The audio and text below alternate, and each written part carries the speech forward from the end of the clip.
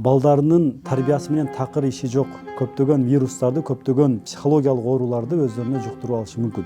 Анан бул балдар көбүнчө түнт болот. Ушул ата-энелердин балдары ошол элге журтка кызмат кылган, ошол эле убакта жаратман балдар болуп чыга келишет экен. Мусулман эмес мамлекеттерге көз карандыбыз. Жок, темир учат. Бир жоопкерчилик алганга дагы жанагы бала көнөт экен. Ассаламу алейкум туугандар.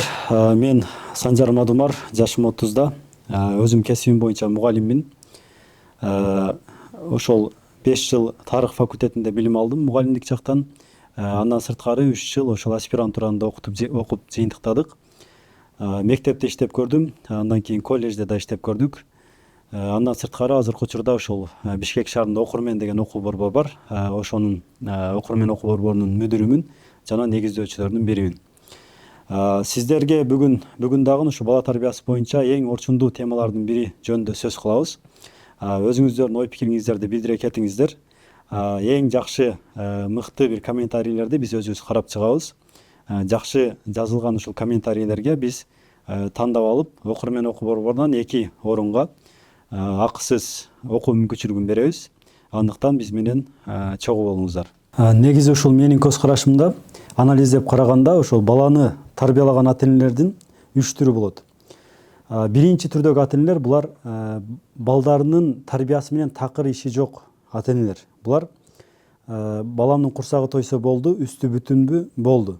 Телефонду да берип коет, колуна карматып коет. Бала эмнени көрүп жатат ал жактан, кандай чөйрөдө кимдерди угуп тарбия алып жатат, ал боюнча кызыкпайт дагы.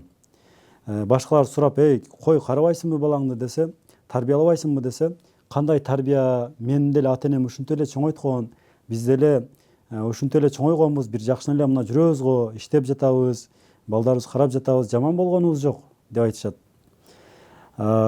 Бирок тилекке каршы азыркы учурда глобалдаштыруу доорунда көптөгөн вирустар, көптөгөн бир жаман бир оорулар ушул телефон аркылуу бизге келип жатат. Биз өзүбүздүн азыркы балдарыбыздын тарбиясыны мурдакы өзүбүз тарбия алып жүргөн мезгилдей көрбөшүбүз керек. Булар ошол телефон аркылуу көптөгөн вирустарды, көптөгөн психологиялык ооруларды өздөрүнө жуктуруп алышы мүмкүн. Экинчи типтеги ата-энелер булар балдарыны рамкага алып тарбиялаган ата-энелер. Могу жерден чыкпа, моуну кылба, моуну жасасаң моундай кыл деп ар бир нерсени кадам-кадамына чейин өлчөп, кадам-кадамына чейин үйрөтүп жасаган ата-энелер. Булар дагы туура. Булардын балдары дагы жакшы балдар болот. Жакшы балдар дегенде ата-энесинин сөзүнөн чыкпайт, ата-энесине жардам берет, кыл дегенин кылып коет. Коомдо башкаларга бир зыяны жок, өзү менен өзү жүргөн балдар. Анан бул балдар көбүнчө түнт болот, анан өзүнө болгон ишеними дагы жок болот. Ошол эле убакта жоопкерчиликти толук кандуу өзүнө ала албайт. Коомдо көбүнчө ээрчиме балдар болушат. Булар негизи мындай балдар эмне десе, булар жашоодо көп жаңылыктарды жаратып, жакшы бир ийгиликтерди жаратып кетише албайт. Булар болгону ошол ата-энесиге жакшы бала болуп беришет. Эми үчүнчү типтеги ата-энелер кандай десе, бул ата-энелер жалпы элдин кызыкчылыгы үчүн, жалпы үммөттүн кызыкчылыгы үчүн өзүнүн жеке кызыкчылыгыны, жалпы ошол баласынын кызыкчылыгыны курмандык чалган ата-энелер. Булар кандай ата-энелер десе, булар балдарыны толук кандуу, балдарына мындай бир эркиндик берген ата-энелер. Эркиндик дегенде жанагы Европадагы чектен чыгып кеткен эркиндик эмес. Бул өзүнүн чеги менен тыя турган жерде тыйып айтып, бирок ошол эле убакта жумушка эркиндик бергендер. Мисалы бир жумушту жасап жатканда жоопкерчиликти берип, биринчи жолу өзү көрсөтүп көрүп, экинчи жолу өзүнүн жанына алып туруп кошо жасап, үчүнчү жолу анан балам кана кылчы көрөйүн, мен сага ишенемин, сенин колуңдан келет деп желкесинен таптап, ага бир мындай дем күч берип турган ата-энелер. Бул ата-энелердин балдары, ушул ата-энелердин балдары ошол элге журтка кызмат кылган, ошол эле убакта жаратман балдар болуп чыга келишет экен. Эми бизге кандай балдар керек дегенде, өзүңүздөр байкагандай эле биздин коомчулугубузга, биздин элибизге, биздин үммөтүбүзгө ушундай бир жаратман балдар керек. Тилекке каршы биз элибиз азыркы учурда кандай балдарды көбүрөөк тарбиялап жатабыз дегенде, мен ошол мектепте иштеп көрдүм, колледжде иштеп көрдүм, азыркы учурда Окурменде дагы көп балдарды окутуп жатабыз. Ошонун арасынан карап, анализдеп караганда 70-80% рамкага салынган балдарды тарбиялап жатабыз. Муну билбейм, сиздер ой пикириңиздер кандай, балким туура эмес айтып жатасың дешиңиздер мүмкүн. Бирок анализдеп, менин анализим боюнча көптөгөн балдар түнт, көптөгөн балдар өзүнө ишене албайт, жоопкерчиликти өзүнө алгандан коркот, ушундай. Демек биз мындай балдарды, мындай ушул бир жалпы коомубузга жаралган ушундай бир оору деп койсок болот. Бул нерседен кантип чыгып, ушундай балдарды, бир өзүнө ишенген, жаратман балдарды, элге, журтка, үммөткө бир кызмат кыла алган балдарды кантип тарбияласак болот. Эмнеге мындай балдар тарбиялап чыгышыбыз керек деген дагы маселе бар да, биринчичи. Ушу боюнча дагы бир сүйлөшөлү дагы, анан кантип ушуларды тарбиялайбыз деген маселеге өтөлү. Азыр эми карап көрсөңүздөр, Кудайга шүгүр, мына дин карманып жатабыз, эркинбиз, баардык нерсебиз бар, шүгүр дешибиз мүмкүн. Бирок тилекке каршы азыркы учурдагы биздин биринчи эле маселе, мисалы, тамак аш маселеси. Тамак аш маселесинен биз көбүнчө мусулман эмес мамлекеттерге көз карандыбыз.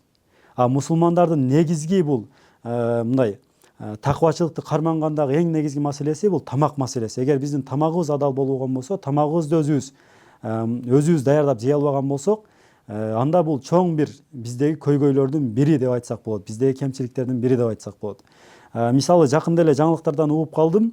Кытайдан 26 тонна картошка бизге келген жеринен документтери, кээ бирки нерселери туура болбой, аларды артка кайтардык деп жаңылыктардан кабарлап жатышат. Биздин азыркы учурдагы жада калса мөмө жемишибиз дагы ошолорго чейин Кытайдан бизге демек ошол жөнөтүп жатышыптыр. Келип жатат, өзүбүз деле байкап жатабыз. Демек биз ушунчалык бир алсыз болуп калыппыз. Биздин жерлерибиз бар, ушундай бир гектарлаган жерлерибиз бар, дыйкандарыбыз бар, бирок өзүбүздү тамак аш жаатынан дагы каржылап ушул жеткирип бере албай жатыппыз. Ошол тамак ашты кантип кышка сактайбыз, кышка мындай толук кандуу бир кышка сактап кала турган бир методдордун үстүндө иштей албай жатыппыз. Демек ушуларды жаратканга дагы, ушуларды бир колго ала турган дагы мыкты балдар керек. Кийинки маселе биздин ушул медиа маселеси, же болбосо биздин билим берүү маселеси. Ушул жааттарда дагы карай турган болсок, чет мамлекетте мектептер ачылып жатат, ошолорго балдарыбызды берип жатабыз. Чет мамлекеттен келип ошо түшүнүктөрдү бизге жайылтып жатышат, медиа тармагынан түшүнүктөр жайылтып жатышат. Ушул жааттарда дагы иштей турган, ушул жааттарда дагы бир жаңылыктарды жарата турган мыкты бир өзүнүн жеке бир көз карашы бар балдар керек. Бул балдар кандай болот десе, мисалы, темир учабы десе, көпчүлүк адамдар айтат, менде темир учпайт дейт да, буга чейин ошентип айтышкан. Бирок жок, темир учат деген балдар болушкан да. Ошол темир учат деген балдардын айынан, ошолордун жаратман балдардын аркасынан эмне болду? Кудай Тааланын бир кудурети менен самолеттор жаралды. Самолет жаралды. Азыр тонналаган, мисалы үчүн 40-50 тонналык самолет ичине 500-600 адамды салып алып туруп, дүйнөнү кыдырып учуп жүрөт. Демек, муну жараткан адамдар дагы эмне? Темир учабы десе, башкалар учпайт деген болсо, бул эмне? 100 адам 99 учпайт десе, бул учат деп, ошо өзүнүн жеке бир кызыкчылыгын карманып, ошонун үстүндө иштеп чыккан бала десек болот. Кийинки маселе, мисалы, телефон маселеси. Мындан бир 50-100 жыл мурда эле, мисалы, ушундай бир телефон деген нерсе чыгат, анын зымы да жок болот. Сен ушул жерде туруп алып эле айылда апаң менен сүйлөшүп койсоң болот. Кааласаң Европа менен, кааласаң Америка менен сүйлөшөсүн. Ал мындай эле турсун. Жада калса видео звонок аркылуу көрүп аларды сүйлөшсөң болот десе, сен эмне жомок айтып жатасыңбы деп, акылдан тайган адам окшойт бул деп, аларга да ишенбек эмеспиз. Бирок ошол акылынан тайган жинди деген адамдар ошондой бир ийгиликтерди жаратып, элден сурулуп чыккан адамдардын аркасынан ушундай бир жаңылыктар, жетишкендиктер жаралып жатат. Демек, азыркы учурда биздин үммөтүбүзгө, биздин коомубузга дагы ушундай балдар керек. Эми ушундай балдарды кантип тарбиялайбыз деген маселе боюнча сүйлөшөлү. Менин көз карашым боюнча мунун методдору көп болуш керек. Муну дагы комментарийге жазып кетсеңиздер болот. Биринчи эле негизги маселе биз динибизден алышыбыз керек. Динибизден алганда бул биринчи методдордун бири бул пайгамбарыбыз көрсөтүп келген ошол таалим машвара деп коет, даватта дагы бар, таалим машвара деген нерсе. Бул таалим деген нерсе үйдө отуруп бир китепти алып, ошол жалпы ошол үй бүлөгө таалим берүү. Ошону, мисалы үчүн, бир күн ата окуп бериши мүмкүн, бир күн апа окуп берет, бир күн чоң балаңызга беришиңиз мүмкүн. Ушинтип, жанагы ошол жерде ошол китеп окулуп, жалпы үй бүлөнүн түшүнүктөрү биригип, түшүнүктөрү бир туура бир калыпка келет. Анан ошол таалимдин негизинде өзүнүн жеке пикири, туура бир түшүнүктөрү, өзүнүн бир элеги, эмне туура эмес деген нерсени бир динге салып түшүнгөн балдар пайда болот. Экинчи маселе ошол машвара маселеси. Бул дагы өтө чоң, мындай ойлоп караганда биздин бала тарбиясына өтө чоң бир жардам бере турган маселелердин бири экен. Анткени машвара кылып жатканда жалпы үй бүлөдө да суралат. Эртең сен динге кандай кызмат кыласың, дүйнөгө кандай кызмат кыласың, кандай жоопкерчиликтер бар, эмне жумуш кылабыз деп ошол жерде ар биринен суралганда балдар дагы өзүнүн оюн пикирин айтып, өзүнүн идеяларын кошуп, ошол эле убакта бир жоопкерчиликти алып, ошол жоопкерчиликти эртеңки машварада мен ошол атамдын апамдын алдында, жалпы бир туугандардын алдында жооп беремин деп ошол жоопкерчиликти алып, ошол жумушту аткарып, бир жоопкерчилик алганга дагы жанагы бала көнөт экен. Ошол эле убакта ошол машварада менин оюм мындай, менин идеям мындай деп өзүнүн жеке пикирин, идеясын дагы айтканга үйрөнөт экен. Эгер ушул машвараны биз туура бир тартипте өткөрө турган болсок. Кээ биркилер машвара десе өзү эле талкуулап, өзү эле чечип коюп ушундай кылгандар да бар. Демек балага дагы ошол ар бир адамга өзүнчө бир мындай оюну, пикирин айта ала тургандай бир деңгээлде өткөрсөк, ушул жактан көп пайда алсак болот экен. Экинчи маселелердин бири бул баланы бир жумуш бергенибизде ошону биринчи өзүбүз жасап көрсөтөбүз, экинчи бала менен чогуу жасайбыз, үчүнчү кезекте эмне кылабыз? Балага толук кандуу жоопкерчиликти берип, кана балам жасап көрчү, кылып көрчү, сенин колуңдан келет деп желкесинен таптап, ишеним берип, дем күч берип, баланы эмне кылабыз? Бир жумушту өз алдынча бир жасаганга көндүрөбүз. Анан балам ушул жумушту эми кантип эффективдүү кылса болот, дагында жакшыраак кылса болобу, дагы эмне кылсак болот, сенин оюң кандай деп баладан дагы сурап, баланы дагы бир идеяга, креативке, мындайча айтканда креативдүү болгонго баланы ушинтип машыктырып үйрөтсөк болот экен. Көпчүлүк ата энелер эмне кылат?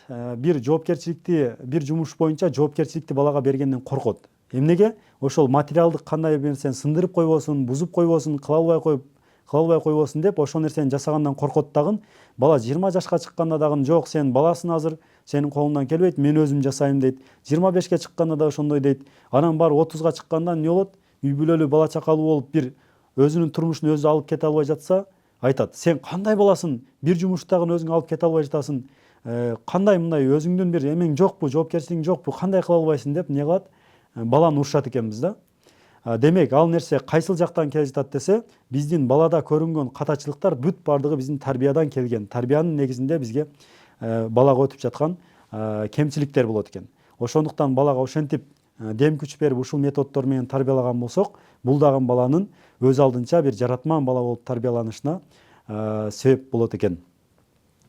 Эми эркиндик дегенде көпчүлүк эле мына чектен чыккан эркиндикти азыркы учурдагы жаштар ушундай бир чектөөлөрдү коет экен десе эле, эркиндик бериш керек экен балайга деп эле такыр эле мындай бош коюп, эч нерсени карабай койгон дагы ата энелер бар экен да. Жок.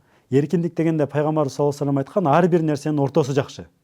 Ортолукту карманып, чектей турган жерде чектеп, уруша турган жерде урушуп, ошол эле убакта эркиндик бере турган жерде эркиндик берип кете турган болсок, бала ошол эле убакта өзү эркин бир ишти кыла ала турган, ошол эле убакта мындай бир сиз менен дагы эсептеше турган, мындай бир ашыкча бир чектен чыгып кетпей турган бир бала болуп тарбияланат экен.